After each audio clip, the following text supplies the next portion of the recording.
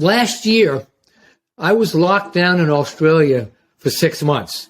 And when you think about that, you might say, "Oh my God, that's just terrible," but it wasn't. It turned out to be a great experience. And why is that? I have family living over there outside Sydney, and my son and daughter-in-law had their first kid, and we got over there in January. She was 8 months old at the time, and the plan was to stay for about 6 weeks, and in early February, we were going down to Melbourne for the Grand Prix. So COVID was starting to raise its ugly head at that time, and we had made flight arrangements. I had bought tickets for the race, or was going to do all of that. I was talking to people at Pirelli because I've got great contacts with them over there in Europe, and they were building all the tires. And I was talking to people in the racing organizations to find out, is the race on? So from Pirelli's perspective, not an issue. The tires weren't coming out of Italy, and Italy was pretty much closed down at the time. The racing tires were coming out of Germany, and they had shipped them. They said, we've shipped the tires. The teams are going. Nothing's going to happen. So ultimately, my wife and I flew down there on Thursday. So we get in, and we get out to the Airbnb where we're staying.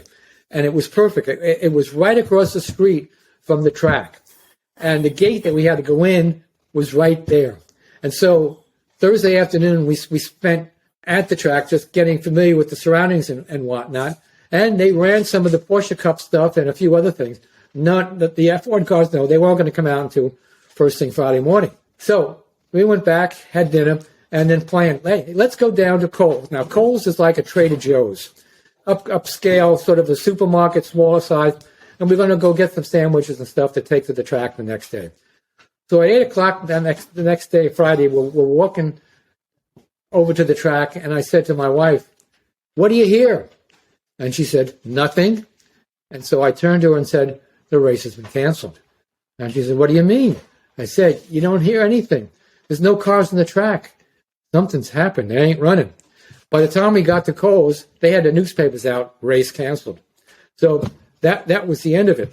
So we got back to Sydney. We flew back to Sydney on Saturday rather than waiting for another couple of days, which we had at the Airbnb, because we didn't know what the hell was going to happen. And by Saturday night, they had closed down all the states. You couldn't move from state to state. You couldn't come in or leave Australia. You were locked down completely. So we had gotten back. My son and daughter had a house, part of a house that they had. It was a flat, and they had an extra bedroom. So we took up residence in that bedroom for the next four plus months that we were there. And I had my Mac computer, I had my iPhone, and the only difference for me as far as working was I was dealing with different time zones. And I do that in any case, so it didn't matter whether I needed to call somebody in Malta or somebody in China or Japan. It all worked out fine. And we got to be there for the kid's first birthday and see it for a couple more months before we came back. So it wasn't that bad. How was day-to-day life during that time? And when you say locked down, was it like stuck in the house, didn't see anyone else, or was it like here in Florida where we still had restaurants? Like, how was it? It was the polar opposite. I mean, when you talk about the differences between the northern hemisphere and the southern hemisphere, Australia was locked down, and for example, they for about 3 days they shut off they said all the beaches are closed, and then they thought to themselves, well, wait a minute, if you're in the water and you're swimming or you're surfing, I mean, you're social distancing pretty much. So let's not do that.